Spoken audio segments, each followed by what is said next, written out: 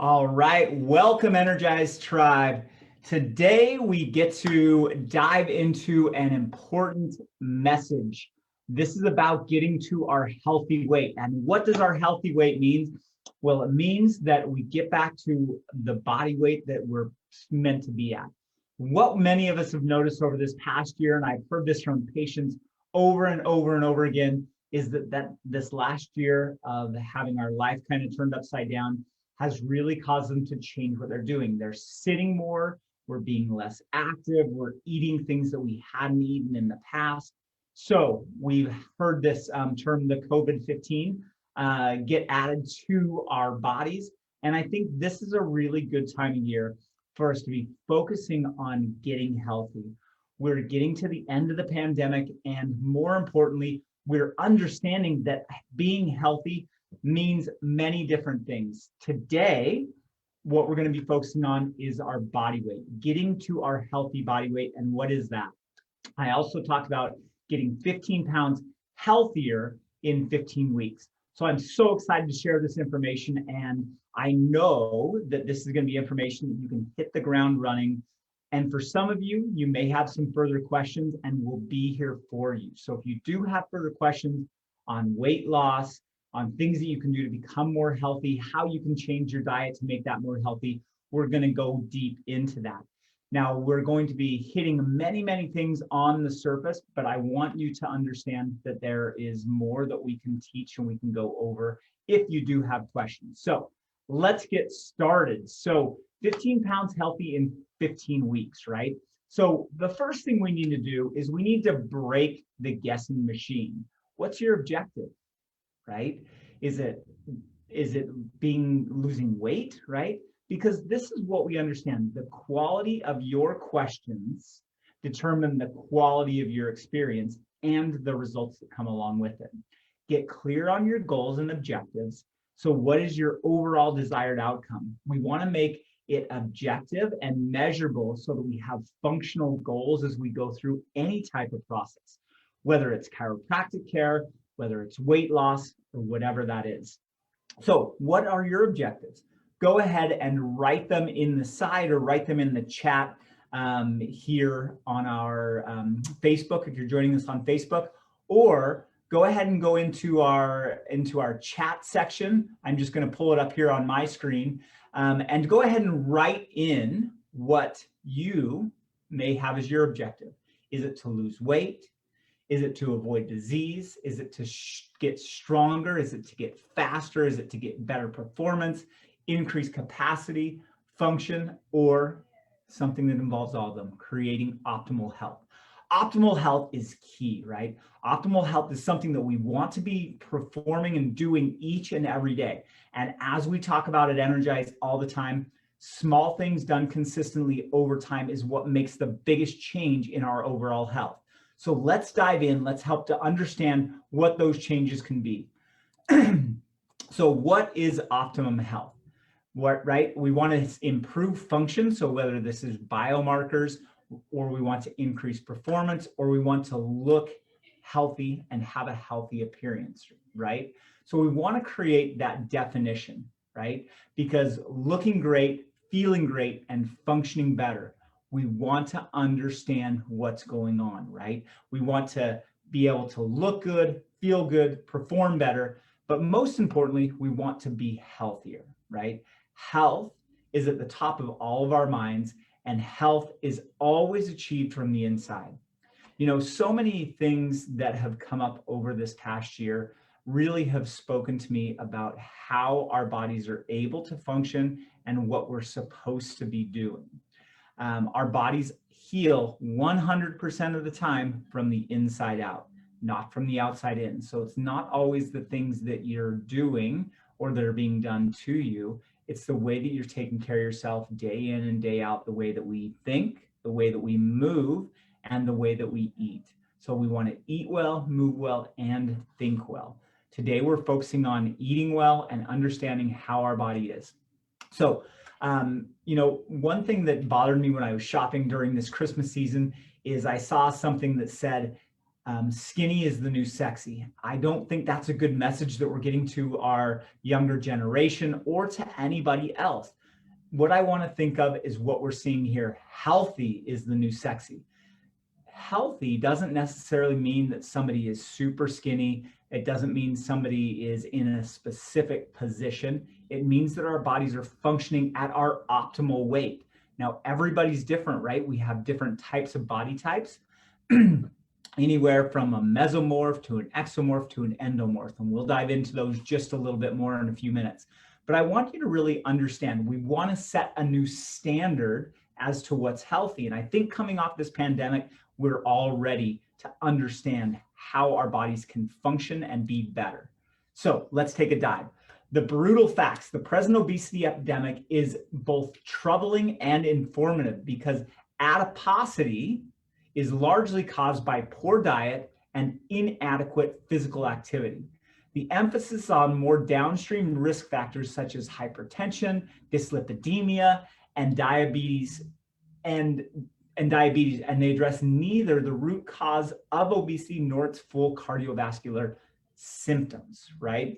So what we want to look at is the problem is way, way bigger than aesthetics, right? We understand that obesity is literally the linchpin to chronic disease. It's not just that we want to look good and feel good. It's literally that fat equals sick, right? Obesity, as we have come across, is a factor that is going to make any disease that hit us harder. I think this is important to really understand. This obesity epidemic is literally the linchpin in what our body's health is going to be. There's an abundance, I'm going to read off of this one, right? There's an abundance of evidence that suggests that lifestyle factors, including exposure to chemical carcinogens, physical inactivity, and diet play major roles in developing most common cancers. This is a huge 180 that the medical field has done in the last 20 years. For many, many years, they were saying that this is due to your genetics. It's just the way that you were born. You don't have anything to do with this. But now we understand something called epigenetics that we dive into deep in many of our presentations. But this means that our environment really is what affects the genes that are going to get expressed and how we're going to be functioning, right? The rest of the slide says the current human diet contains a variety of mutagens and carcinogens that lead to the initiation of cancer and other chronic diseases, right? Obesity. What we always are treating are the downstream effects of this, right? Things like heart disease, like diabetes, like cancer, right? These are the downstream effects of obesity, okay? So fat equals sick, right? Obesity is literally the linchpin to chronic disease. Obesity is sick. This is where we need to be more accurate. We need to understand the truth, and we need to help people understand how to get healthier during this process. What people are currently doing is not working, right? It's behavior-based. It's hard to change your diet when you're just trying to get skinny, but we need to think about becoming healthy. If you're doing what you're doing, you'll keep getting the same results that you're getting. So we need to start looking at how we can change or alter what we've been doing in that capacity. So stop. Fat is a symptom. Fat is not the problem, right? Fat is a symptom of what we're doing. Now, there's many things that are jumping in the way, and I will get to some of these things, right, that are affecting and really changing the way that our body's working. So fat is a symptom, right? So it's a body signal. We talk about body signals in the office all the time. Body signal, this is a program that we talk about every month, and we have a different condition that comes up. Symptoms are simply body signals, and it's your body's way of asking for help. If we're holding on to fat, it means that we're either eating not well, we're moving not well, we're thinking not well, or our body is blockaded, right? There's so many different things that can happen during this process. We can get fat resistance or weight loss resistance, and we're going to talk about that with hormones, right? So many people are being told they've got these hormone issues. It's not the hormones, it's the cell. We need to make sure that your cells are able to get well, because if we just continue to treat hormones, do hormone replacements, it doesn't really address the cause. Again, it addresses a symptom, right? So are you listening to what your body's saying? Chronic hormone imbalance, right? We will cause us to start to hold on to unwanted, unhealthy fat, right? This is literally a symptom of hormonal imbalance. The big thought here is that obesity is a hormonal problem, so behaviors that we take matters. So we want to understand the concept of fat storage mode versus fat burning mode, right? So adiposity is a symptom of that chronic hormone imbalance.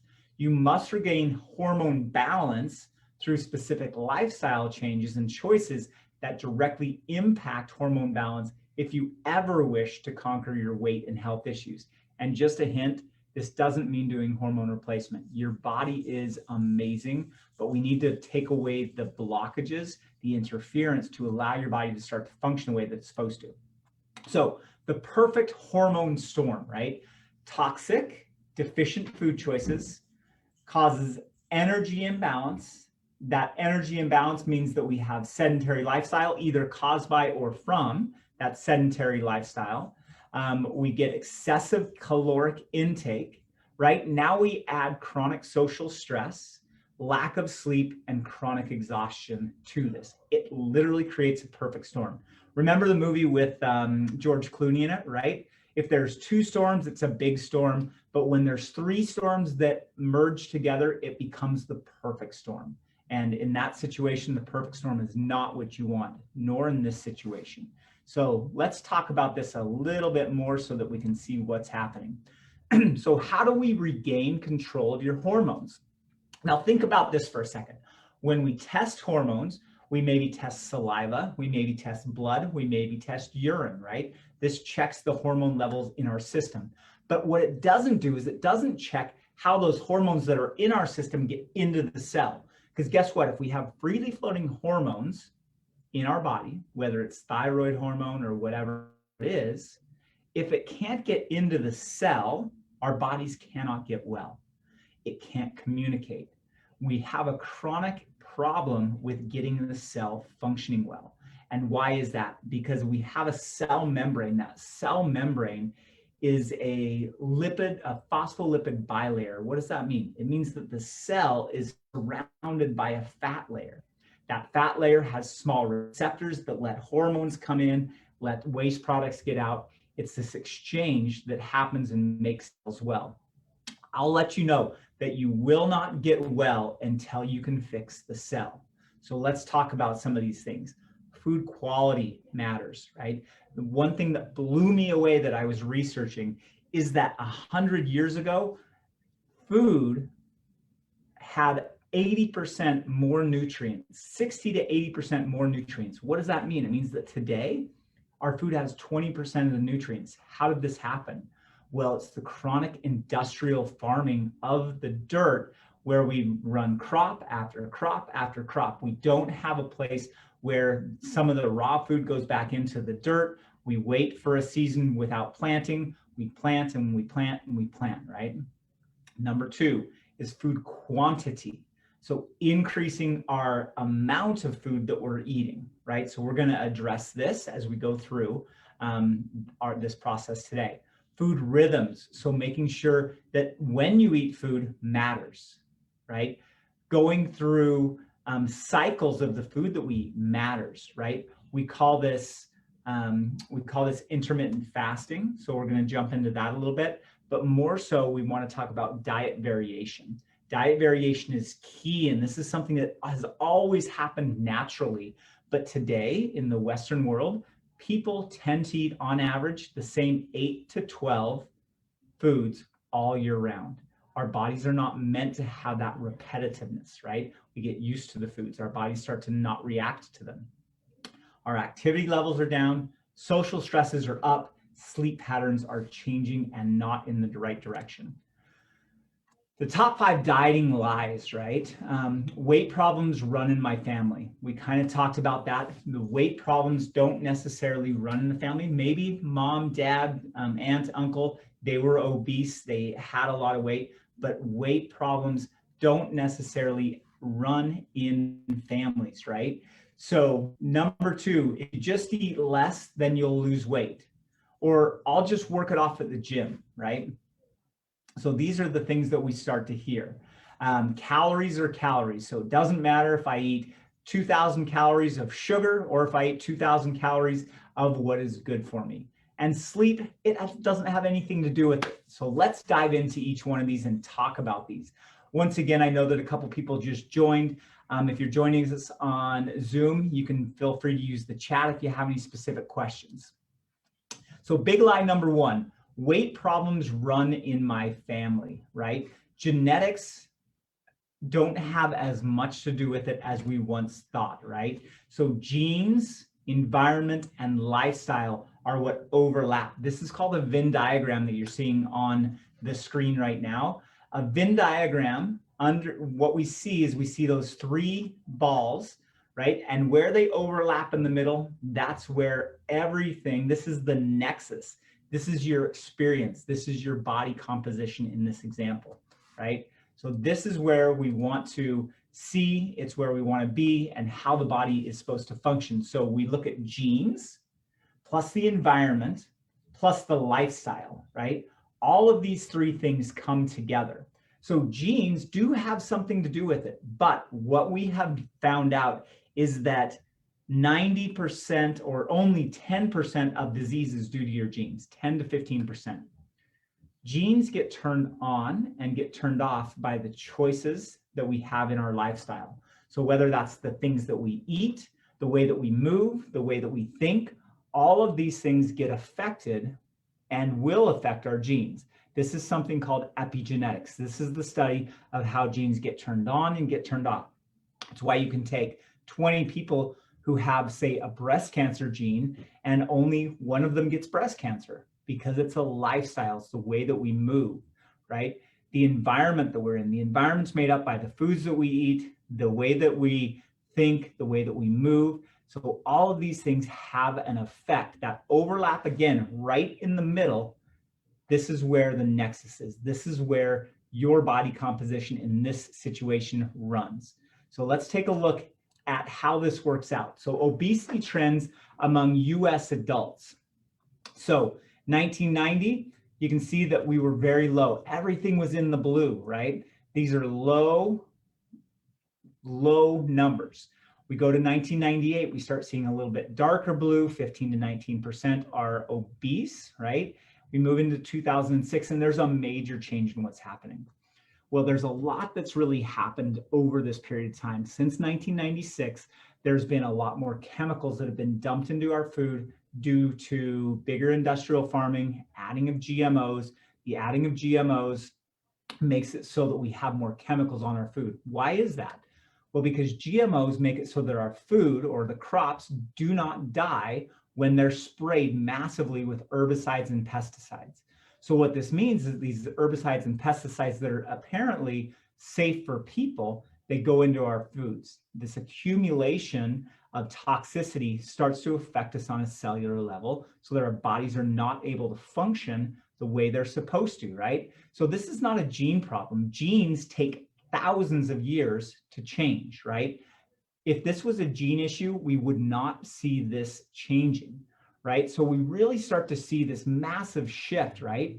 Genes have changed literally 0% since 1990, but obesity trends have changed huge, right? So what we see is we see a massive shift and a massive change in how the breakdown really starts to happen. So let's jump into this, right? So these are people who have gone through, this is a huge change, right? This is Kendra. She was so happy with her results that I had to go get my auntie on it. So what happens is she lost nearly 100 pounds, right? Did her genes change? No, what changed? Her daily habits, her lifestyle, the things that she was working on. That's what changed, right? So it wasn't her genes, but the environment that she was in didn't change either. The environment that she was in, it stayed the same. It stayed with how the body was being able to function. But the biggest thing that changed was the lifestyle, right? So lifestyle is eat well, move well, and think well. These are the things that we want to be focusing on as we go through this. So this is environment, this is relationships, these are strategies and choices. This is where we all need help to understand what these kind of changes need to happen. So we talked a little bit about this earlier. Healthy comes in all sizes. Healthy doesn't mean that somebody is super skinny, that they've got big muscles. It's different for every person and what you're using your body for, right? We have exomorphs. These are the tall drinks of water. They're super skinny. No matter what they eat or do, they stay skinny. Now, these are sometimes the most unhealthy people, even though they look super healthy. Because they can eat anything, they do. So we start to put lots of toxins, lots of things into our body, and therefore it makes our body composition not be real healthy, right? Endomorphs. Endomorphs are the people who are short, they're more robust, they've got thicker bone, they've got more mass, right? And this is how their body's built. So they're not going to ever be an exomorph, right? Then there's the mesomorph, which is kind of in the middle of the two. Everybody has a healthy direction your body's supposed to be in, but that's where it's beautiful. The ideal weight is not the way to check for it. It's the body composition, right? Because healthy comes in all shapes and sizes. There's a healthy version of every body type. So we really want to understand the ideal weight. Looking at ideal weight, we look at how your body moves, what your goals are, and what you want to be doing, right? So 15 pounds healthier, what does this mean? So how does this happen? What do we mean by 15 pounds healthier? Well, body composition, right? You might lose 50 pounds of fat, but you might gain 35 pounds of muscle, right? So there's only a 15-pound change in your actual body weight, but your body is much, much healthier, right? The amount of lean tissue versus the amount of fatty tissue. The optimal ranges, women tend to have a little bit higher fat content, right? But we look at biomarkers. So we look at many things as we go through this. We look at the scale, we look at abdominal measurements, we look at body fat percentage or body composition, right? So these are all things that we want to see. You can see here that body fat composition, 8 to 15 for men, 12 to 23 for women. This is meant, so women are meant to carry more fat. So big lie number 2, right? Just eat less and you'll lose weight, right? How many have heard that before? Go ahead and raise your hand, right? It's not true, right? It matters what you eat. Your metabolism, your body's smart. If you are eating less or dieting, right, then what happens? Your body loses a lot of weight for the first few weeks and then things balance off. Why is that? It's because your body only has a certain amount of energy that it can use. So it says, hey, if I'm not getting the energy that I need, I'm going to slow down my metabolism. And if I slow down my metabolism, then I won't need as much energy, right? So food or caloric deprivation does not work. Like I said, it can work for short periods of time, but it's no way to get to where you need to be, because guess what? Dieting doesn't work. Lifestyle change, that's what works. It helps to change what we're doing day in and day out, because we want to make sure that our metabolism doesn't get impacted. As a matter of fact, we want to teach our metabolism to skyrocket, and we want to teach our body to become a fat burner, not a sugar burner, right? And we'll jump into that a little bit more. Food deprivation fails. It's unsustainable, right? It's like this, right? Try breathing, right? If you want to breathe, just try and take 5 breaths every minute, right? You can do it. You can do it for a few minutes, but it's not sustainable because your body is meant to have anywhere from 14 to 20 breaths per minute, right? So you can do it, but it's not sustainable. It's the same thing with food deprivation, right? It happens and you can do it, but not sustainably. Your metabolism changes, so your metabolism starts to slow down, right? your body goes into survival mode, and we get short-term torture, and we see the yo-yo diet, right? We don't want that to happen. Your body's intelligent. It's going to work through this. Big lie number 3, calories are calories. Calorie counters, you're not going to like what I have to say here, right? There are different types of calories. They're chemicals, and they impact your physiology, right? So this is a huge lie, right? Because the perfect hormonal storm we go back to, toxic food choices clog up the cells. They make it so our body cannot get hormones into and out of the cells. We get sedentary lifestyle because, again, calories, if we're saying having a lot of carbohydrates or a lot of sugar, we're burning that sugar quickly. Energy goes away quickly, so we don't have that sustained energy, right? And social stress. Again, perfect storm, perfect hormonal storm. Food choices that are toxic, sedentary lifestyle, and social stress, right? Right? Building a pyramid. The pyramid has changed at least 5 times in the last 100 years. And guess what? Everybody is lobbying for their place on the food pyramid. The food pyramid is pretty much a joke. Oftentimes, if you turn it on its head, then it will be better. But if we eat the food pyramid, then it's going to get us exactly what we see, which is the obesity, which is the linchpin to chronic disease. So we want to understand how this is functioning, right? It says bread, grains, and other starches as our biggest section. This is not what humans are meant to eat. It's not what humans were built on. It's not what our genetics teach us to eat, right? So we want to build a pyramid that is not, right? That is not putting us in harm's way. So we're going to talk a little bit more about this, right? We want to talk about the hunter-gatherer. We want to talk about how the body has changed over time. The wild hunter-gatherer. This is where we want to start taking some of our information and research from. We had high carbohydrates, low to moderate good fats, high proteins, no refined foods, no dairy, no sugar, right? Now you hear me say high carbohydrates, but we're looking at things like fruits, like vegetables, these kind of carbohydrates. The industrialized modern human, right? High refined carbohydrates. This is more the pastas, the grains, those kind of things. Low fat, because fat's bad, right? So we started the low fat trend. This is when sugar started going way up in our foods because we still wanted our foods to taste good, so we added sugar. Low protein and no red meat, right? Sugar, just have everything in moderation, right? The results are in. These things do not work. One of the biggest things, and again, I'm hitting on a lot of these things on the surface because there's a lot of information to get through, but oils are a huge problem. Vegetable oils are dangerous. They're toxic. They get in the way of our cells being able to function the right way. Canola oil, other vegetable oils are not good for us. There's only a few oils that we want to be eating, and we're going to talk about those in just a few minutes. But again, poor quality food fails. Toxic choices, deficient choices, unbalanced choices.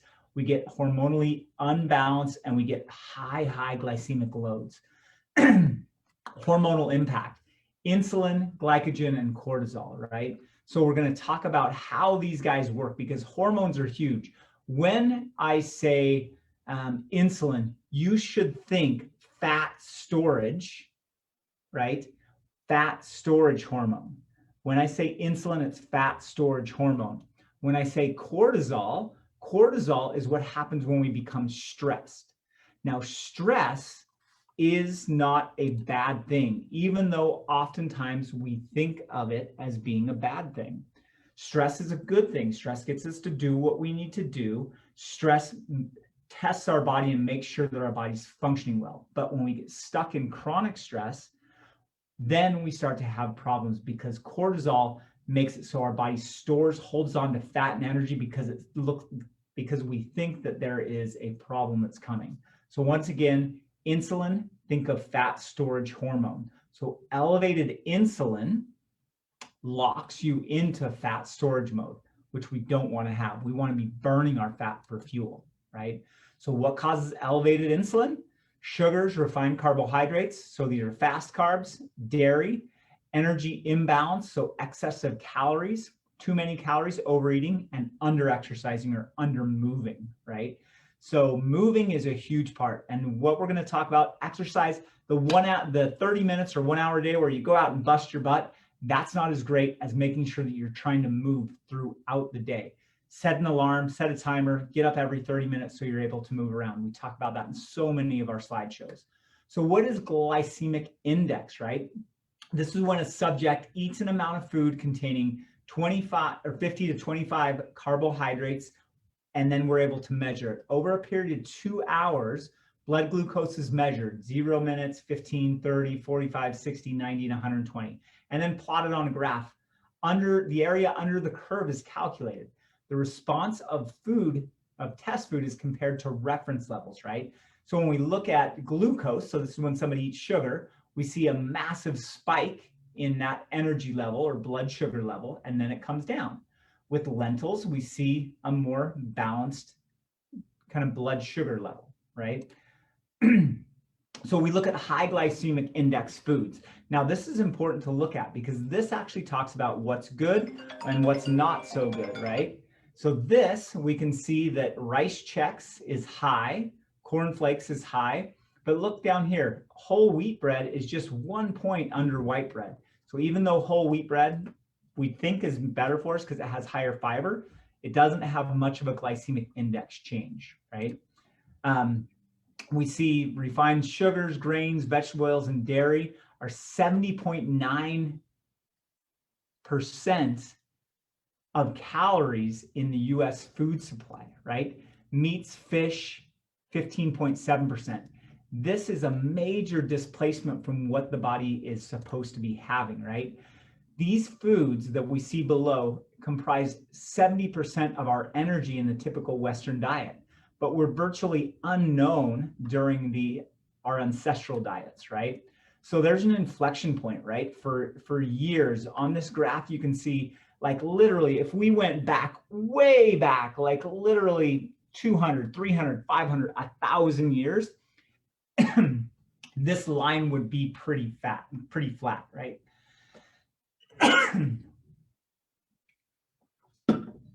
But then you can see in 1976 to 1980, something happened, right?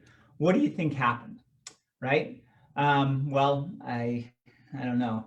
I know the Denver Broncos didn't win the Super Bowl that year, but I don't think that would have changed it. That was my team growing up. Seattle Seahawks, you know, they came on the scene in 1976. The timeline plays out, but I don't think that changed it either, right? But there was an inflection point. When did this change, right? 76 to 80. Well, what changed? Did you know that high fructose corn syrup was introduced into our food supply between 1976 and 1980? A major change that happened there, right? The evolution of the Industrial Revolution. What we see on the top is high fructose corn syrup, hydrogenated oils, refined vegetable oils, refined grains, and feedlot produced meats. So we can see when all of these things happened, but we didn't until 1980 is when we started seeing a major change or inflection point in how the human body started to adapt or change, right? So sugar bondage, right? This is an abuse that we look at as substance abuse. If you look at any of the research, what lights up your brain, you guys have all heard that sugar lights up the brain almost the same places that cocaine or other hard drugs do, right? So what we know is that in order to stop sugar, you have to stop having sugar on a regular basis. So this is substance abuse. You know, alcoholics know that if you want to stop alcohol, you got to get it. It's not just like, oh, I'll just have a little bit less, right? So we got to keep it out of our environment. One of the things that I always joke about is the battle is won at the cash register, not at the refrigerator, right? If you go and open that freezer, neither Ben nor Jerry is going to tell you not to eat the ice cream, right? So you don't want to have it in the house, right? It's a slippery slope. The more you have in your house, the easier it is to get to. We start to break down. So the top 7 dieting pitfalls is drinking calories. This is a simple one to break out. Break out that super, frappuccino from Starbucks the sugary drinks, the alcoholic drinks, these things can add calories quickly that are empty calories, right? Having too much fruit. Now, the caveat to this is, did you know that fruit or sugar is actually taken care of more easily during the summer months? Because vitamin D acts as a hormone and helps our body to process a lot of these, right? So also too much dairy, grainitarians, many vegetarians end up being grainitarians because grains are so much easier to eat, right? We're having snacks all the time. And we talk all about, when we're talking with people about weight loss, snacking is not good, right? Snacking, eating 5 to 10 meals a day is going to help you be a little skinnier, but you're not going to be any healthier because it makes your glycemic index, it keeps your glycemic levels high if you're having snacks all the time. Humans are built to go periods between the times that they eat. We don't need to be full all the time. If you're feeling hungry all the time, drink more water. Water helps to satiate us, right? So post-exercise binging, right? This is, oh, I had a hard workout today, I can eat whatever I want, right? Or breaking your fast the wrong way. This is a huge one that I try and work with patients with. When you break your fast, and this is breakfast, right? Some people eat breakfast at 8 in the morning. I eat breakfast at about 1 or 1:30 in the afternoon. When you break your fast, you want to break it with fat or with protein. We want to break it very cleanly so that our body knows exactly what to do, right? There's a new problem for this generation, right? Now, this is something out of another slideshow, so I'm not going to get into it super deeply, but this really talks about dementia and glyphosate. So dementia is huge on people's minds because we're seeing such a major increase in dementia, right? Well, this we're starting to correlate, and this is actually a woman, I believe, out of University of Washington. But what she's done is put correlations to high fructose corn syrup and done that against dementia. So more high fructose corn syrup, more glyphosate, we've seen increase in dementia, right? So she's done a lot of this relating glyphosate to many increasing functions that are happening. So where does glyphosate come from? It's almost in all of our grains, right? If you're having non-organic wheats or grains, oftentimes they'll desiccate, meaning they'll kill the crop before it's actually ripe so that they can harvest the crop. Then when they harvest it, they can actually plant wheat again in that same dirt. So two things happen here. The wheat doesn't have the minerals that it used to have, number one. And number two, it gets desiccated with glyphosate, so we get massive amounts of glyphosate in our food. So we want to energize correct, right? So this is what we recommend and how you should eat. There are so many ways to do this, and the cool thing is you can do it with just your diet. But sometimes the diet isn't enough, so maybe we need to detox, or maybe we need to do a fast, or we need to do some different things. So if you're having trouble losing weight, let us know. If you're having trouble getting to that healthy body composition, more importantly, let us know. So unlimited vegetables, abundant lean and natural meats, some fruit, nuts and seeds, limited starch and no sugar, right? This is paleo correct. It's part of an overall lifestyle, right? So why paleo? Because our genes dictate what our nutritional needs are. Our genes were shaped over time by environmental experiences.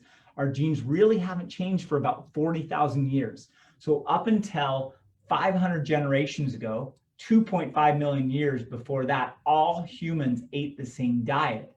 There is no evidence of ancestral degenerative disease or other joint disease. The agricultural revolution changed all of that. You remember in the beginning when I was talking about how humans tend to eat the same 5 to 12 foods year round? That wasn't available before. We would cycle the way that we would eat, right? I think I'm going to need to do a follow-up to this where I just dive deep into a couple of easy concepts for us to look at. So let's talk about what paleo looks like. Unlimited starchy vegetables, good carbs, no refined grains, those are bad carbs, plenty of fruits, berries, vegetables, relatively high natural animal protein, moderate amounts of good fats.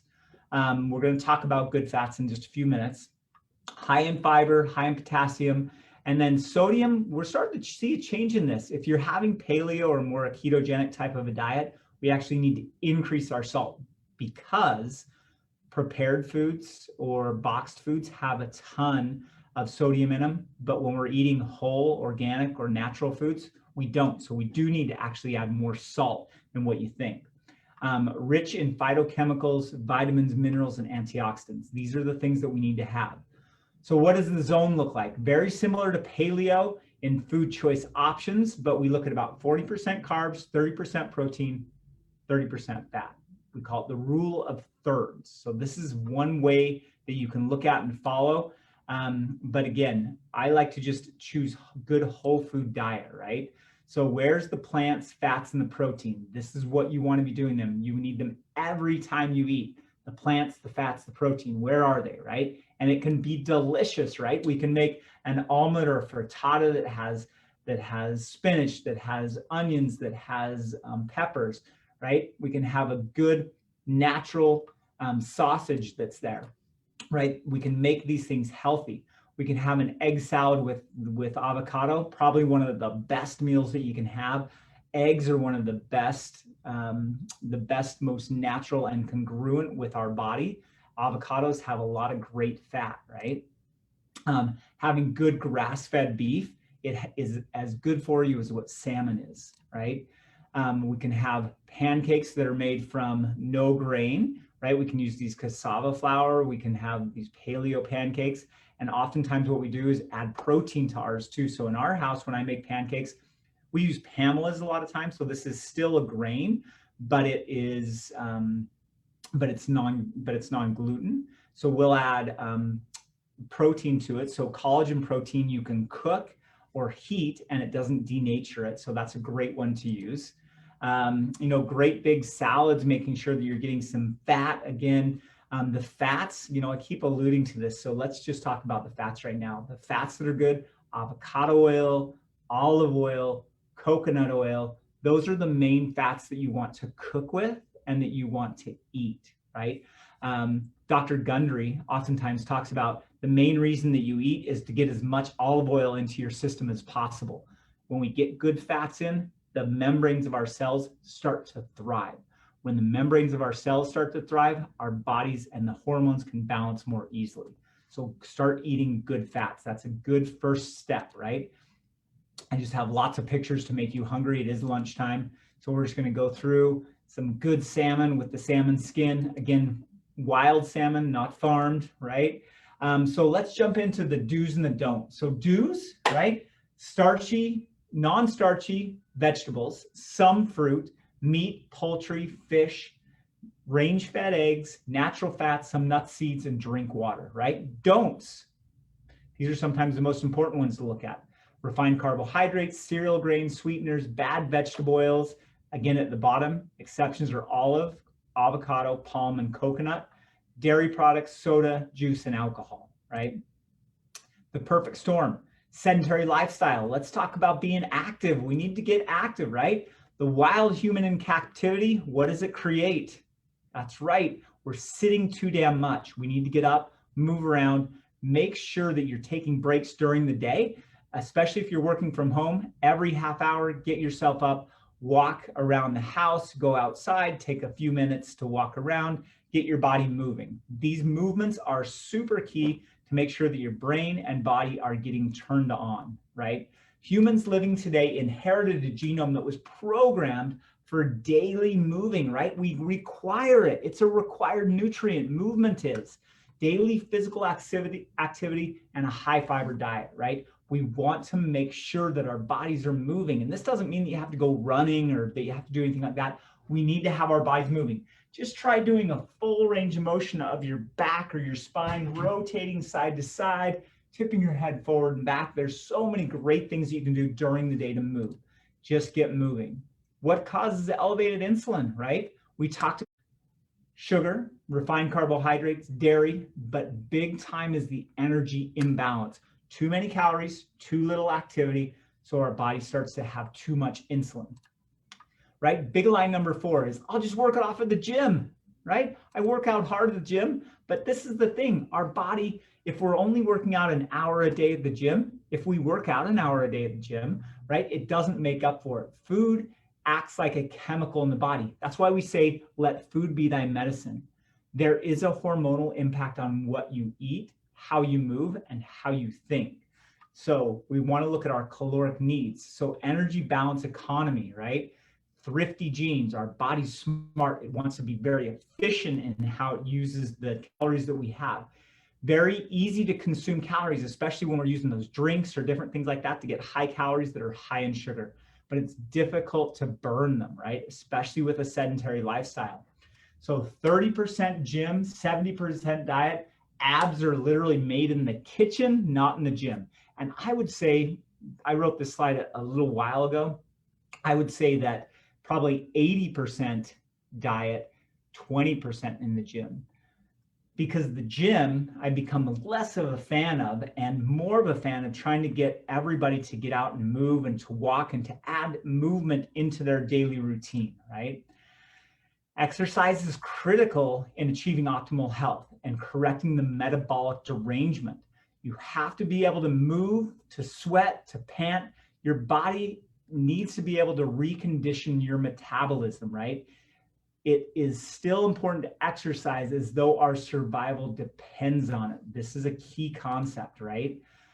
Rebalance your hormones with exercise. Only exercise on the days that you eat.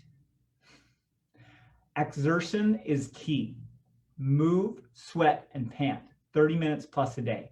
This doesn't matter what you do what moves you. The perfect hormonal storm. Once again, we went through the toxic food choices, sedentary lifestyle, and social stress. Now we're going to get into that social stress. Chronic social stress raises cortisol levels, which puts us in a stressful situation.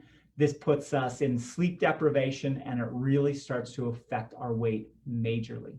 If anybody's ever gone through a stressful time in their life, they'll notice they gain weight very quickly, right? Stress is something that needs to be managed, and oftentimes this is what we help people through in chiropractic, because stress leads to subluxations, misalignments in the spine, right? I realize that we're going through a ton of information, so this month, what we'll focus on is we'll focus on a couple of different things that we do in the office, because one of the things that I wanted to get into today, but I don't want to take all your time, is fasting. Fasting, intermittent fasting, diet variation. These are things that are a must for us to make sure that we maintain an optimal health, right? Because when we have this social stress, right, our ancestors literally only experienced stress, chronic stress in a famine, right? Otherwise, it was just very quick stress, right? We had stress where we had to go hunt for food, and we had to run to catch a wild boar or whatever it might have been. When we get stressed, we tend to hold our weight around our belly. So we get a lot of belly fat when we have this stress. So big lie number 5, this is the last one we're going to go over. Sleep has nothing to do with it, right? Sleep deprivation is huge. Circadian rhythms are being affected majorly. We have a whole class that we do on sleep. It's being affected by unnatural light, the blue lights that's coming on at night from our phones, from our TVs, other things like that. Light used to drive basically what our daily rhythm was, right? When the sun came up, we woke up, we were active during the day. When the sun went down, we started to get tired, we went to sleep early, and then we'd start the day over again, right? The physiologically exhausted, right? Not physically exhausted. So mental stress that starts to kick in and keeps us up at night. So this is the people who have a hard time getting to sleep at night. We know that there's some chronic cortisol levels raised. Cortisol levels should fluctuate throughout the day. The highest is in the AM when you wake up. This is why we hunt and gathered in the AM. But now social stress and unnatural schedules are causing irritation, and electronics are causing cortisol to be abnormally elevated on a regular basis, right? So sleep deprivation, again, cortisol cycles are low in the evening, high in the morning. We have unnatural schedules. Unnatural lighting, right? This lets us know when we're supposed to sleep. So leptin goes down, appetite goes up. Ghrelin is up, appetite's up. Cortisol, right? When that's up, we have carb craving. And then insulin causes fat storage, right? So best practices, use the circadian rhythm, right? Sleep affects hormone levels affect metabolism. We got to change our culture, right? Your household culture, have an e-fast an hour or 2 hours before bed. Get dark, get quiet, right? Use the circadian rhythm as our bodies move. Given the ineffectiveness of popular weight loss diets, adoption of healthy lifestyle is more appropriate for winning the war against chronic disease, right? So we need to make sure of healthy lifestyle, not diets, right? So we don't want to have these diets. We all have a bucket, right? This bucket is where we start to understand and how we can look at how our body starts to break down, how we start to get a major breakdown in how our body is functioning, how it's working. It's important to understand that toxicity starts before the symptoms, and the symptoms can once again be body fat, right? And see how this bucket gets emptied, needs to get emptied to get well. Every cell is a bucket of its own. And true cellular detox or true detox must go into the cell, get the cell to detox so the body can be healthy. I love to show a full glass of water and one that's half full. Shake both, and which one starts to overflow more, right? The one that's totally full, right? But if you shake the one that's halfway, not as much water spills out. When this water spills out, it's kind of like toxins. They get into the body, they create inflammation, and this starts to cause all the symptoms that we can start to see. So we really start to understand if the buckets are overflowing. You know, we always have shorter cleansing programs that help with some quick weight loss. But once again, what we really talk about is understanding how the body needs to function, right? What we really understand is we want you to make sure that you have the information. Again, this month, tune into us on Tuesdays around noon. We're going to be going over some more hit the ground running facts as to how you can start to make some of these changes and how we could potentially help you make some of these changes too. But these are some great resources. thepaleodiet.com, bonfirehealth.com, crossfit.com, Performance Menu. Mark's Daily Apple's a great one. He's got some really good foods. If you've ever had Primal salad dressings, that's what his company is. Paleo cookbooks and Paleo Diet.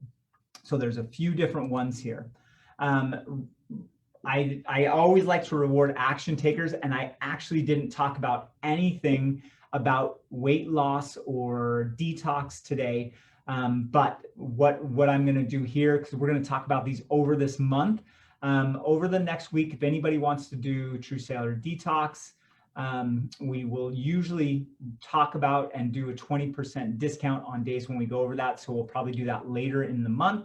10% discount if we purchase that. That's not February 8th, but that is July 8th. So we'll look at that.